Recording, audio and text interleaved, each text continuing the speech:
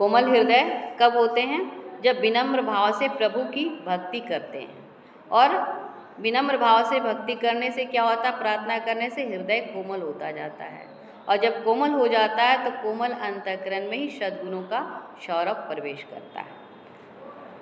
जैसे बांस और चंदन का संवाद के आधार पर हम इस बात को श्रवण करते हैं, समझते हैं। मानव कहते हैं, मानव जीवन पाकर प्यारे, बांस नहीं बन जाना तुम, बनना है तो चंदन बनकर चंदन सभी बनाना तुम। क्या कहते हैं? मानव जीवन पाकर प्यारे, बांस नहीं बन जाना तुम, बनना है तो चंदन बनकर चंदन सभी को बनाना तुम। यानी शिष्य ने पूछा, गुरुदेव बांस और चंदन का भाव यहाँ संवाद किया जा रहा है, तो बांस और चंदन का भाव स्पष्ट करें। तो कहते गुरुदेव यहाँ कहते कि हे शिष्य, एक बार किसी ने चंदन से पूछा कि चंदन, तुम सभी वृक्षों को चंदन बनाते हो, पर बांस तुम क्यों नहीं बना देते हो?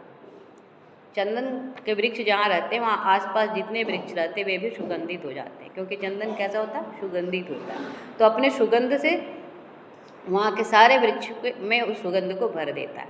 लेकिन एक बांस ही जो है वह उस चंदन के खुशबू से सुगंधित नहीं हो पाता। तो गुरुदेव बता रहे हैं कि सारे वृक्षों को चंदन बना देते हैं। किसी ने पूछा कि एक चंदन से कि तुम जब सब वृक्षों को चंदन बनाते हो तो बांस को क्यों नहीं बनाते हो? यह सुनकर चंदन बोला, एक बड़ो दूजो कुड़ो, एक बड़ो दूजो कड़ो, तृतीय पोल यमाही, चौथे गांठ है कड़ी, तासे बेंध्यो नाही। बांस कैसा है? एक तो कैसा है? एक तो बहुत बड़ा, बहुत ऊंचाई तक जाता है, और दूसरा क्या? कड़ा भी है, झुकता नहीं है। बांस झुकता नहीं है, भले ही वो टूट जाए लेकिन झुकता नहीं है।